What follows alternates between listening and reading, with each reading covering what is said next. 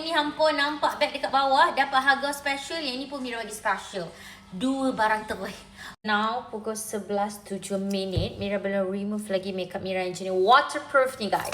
Makeup Mira hari ni waterproof sangat-sangat sih. Mira tarik macam mana pun dia still waterproof.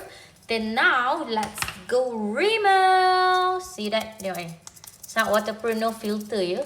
Now, Mira pakai Avira Skin So Balm. Korang tengok Avira Skin So Balm Mira.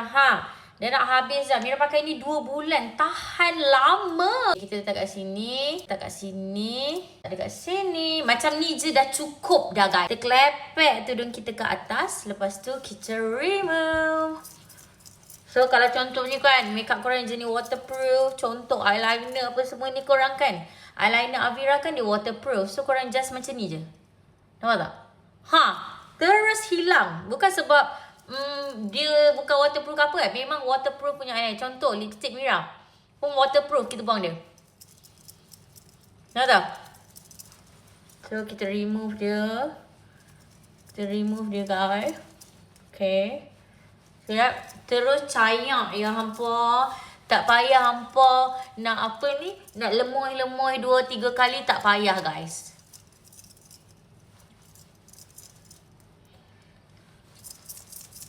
Tengok pas kita guna Avira Skin So Balm ni kan. Kita ambil sponge Avira ni juga. Kita just tarik dia. Tarik. Okay. Tarik dia. Nampak tak? Terus hilang. Tarik dia. See that? Tarik. Kau nampak tak perbezaan dia macam mana? Kau tengok dia memang tak ada makeup langsung. Kau tengok Sekejap. Mira ambil satu tisu. This one. Sekejap. Tangan Mira kotor sini. Tak apalah, Mira guna belakang ni. Mira tarik dia. Kau tengok tu. Terus bersih. Nampak tu? Terus bersih. Macam tu je. Tanpa guna pencuci muka. So, kita buat sebelah lagi guys.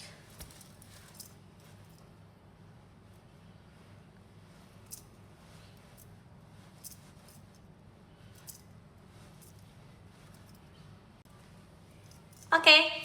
Dah bersih. Second step kita buat apa?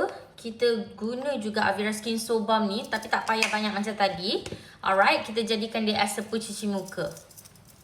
Jadikan dia as a pencuci muka. Begitu je. Alright. Okay. Ratakan. Jom kita pergi cari air. Alamak guys. Aku cuci muka tadi aku tak record no. Subhanallah. Mira tadi cuci muka tak record weh. Ya Allah, penat Mira cuci muka. Alright, okay macam ni lah. Siapa nampak video ni guys, kalau korang boleh jadikan dia as a pencuci muka juga tau. Korang boleh jadikan dia as a pencuci muka juga, Avira Skin So Balm ni guys.